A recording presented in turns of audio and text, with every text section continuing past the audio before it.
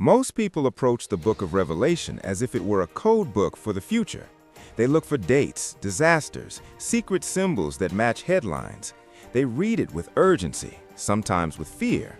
But the final book of the Bible did not begin as a puzzle. It began as a letter. Revelation opens not with catastrophe, but with a voice. A man named John, exiled on the island of Patmos, writes to 7 churches scattered across Asia Minor. These were not abstract congregations, they were real communities under pressure. They lived under Roman rule, they faced political loyalty tests, economic marginalization, cultural hostility. Their crisis was not theoretical, it was daily. Before Revelation describes beasts or plagues or cosmic collapse, it addresses something simpler and more uncomfortable: compromise, fear, spiritual fatigue. Each of the 7 letters describes a pattern. Some churches are persecuted but faithful. Others are comfortable but drifting. Some tolerate corruption because confrontation feels costly. The end times, according to Revelation, do not begin with earthquakes, they begin with erosion. This matters because Revelation is less concerned with predicting events than with revealing conditions. It exposes what happens when power demands worship. The signs of the end are not merely cosmic disturbances, they are moral fractures. After the letters, the scene shifts. John sees a throne in heaven, not a battlefield, a throne. The imagery is deliberate. Before history unravels, authority is established. God is depicted not as reacting, but reigning. Around the throne are elders and living creatures, symbols of creation and redemption, unified in worship. In Revelation chapter 5, a sealed scroll appears in the hand of the one seated on the throne. It is sealed with 7 seals. No one is worthy to open it. John weeps, not because he is afraid, but because without the scroll being opened, history remains unresolved. Justice delayed becomes justice denied. Then the Lamb appears, not a warrior, a lamb, as if slain. This is one of Revelation's central reversals. Power does not come in the form expected. Authority is exercised through sacrifice. The Lamb is declared worthy to open the scroll, not because he conquers by force, but because he endured suffering faithfully. When the seals begin to open, the imagery intensifies. The first 4 seals release the 4 horsemen: conquest, war, famine, death. These are often interpreted as future events, but they are also recurring realities. Empires expand, conflicts erupt, scarcity destabilizes societies, mortality remains constant. The 5th seal reveals martyrs crying out for justice. This introduces a pattern that runs throughout the book. Suffering is not invisible, injustice is not ignored, but judgment is not immediate. The martyrs are told to wait. Waiting becomes a theme. History unfolds under restraint. The 6th seal describes cosmic disturbances. The sun darkened, the moon turned to blood, stars falling.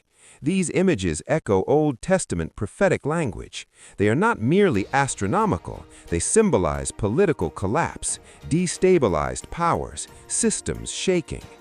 Before the 7th seal is opened, there is a pause, a sealing of servants, a numbering of the faithful. The pattern is consistent.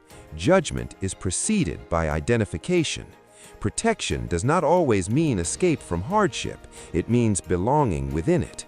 When the 7th seal is broken, silence fills heaven. Not noise, silence. It is the kind of silence that precedes something irreversible. Then the trumpets sound. Each trumpet intensifies the imagery: ecological devastation, waters poisoned, darkness spreading. These scenes resemble plagues, echoing the Exodus narrative. Revelation draws from Israel's history to frame its vision. Just as Pharaoh resisted liberation, systems of oppression resist accountability. Then the narrative narrows. In chapter 12, a woman, a child, and a dragon appear. The imagery becomes symbolic and layered. The dragon represents Satan, the adversary. The child represents Christ. The woman symbolizes the covenant community. The cosmic battle behind earthly events is revealed. The dragon is cast down, but not destroyed. This mirrors a pattern seen earlier in Scripture. Then Babylon appears.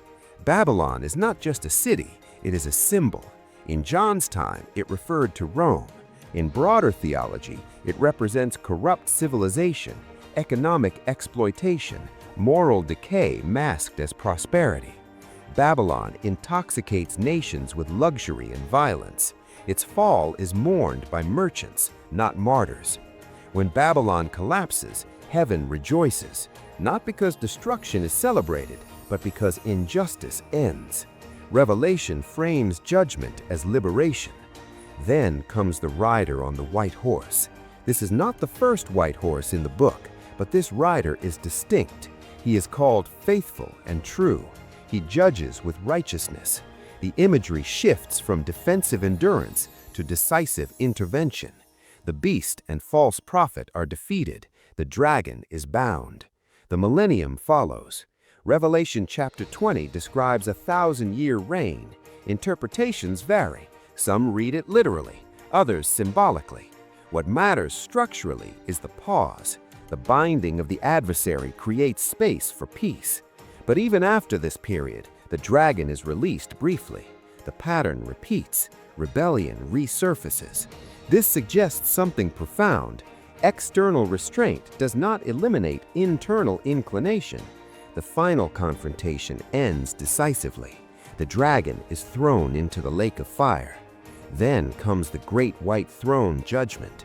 Books are opened. Another book, the book of life, is revealed. Judgment is personal, not collective.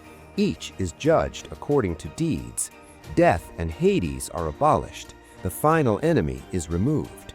Revelation does not end in fire. It ends in renewal. A new heaven and a new earth appear. The holy city descends, not humans ascending to escape creation, but heaven coming down to restore it. The imagery is architectural and relational. Gates, foundations, precious stones, but the most striking statement is simple.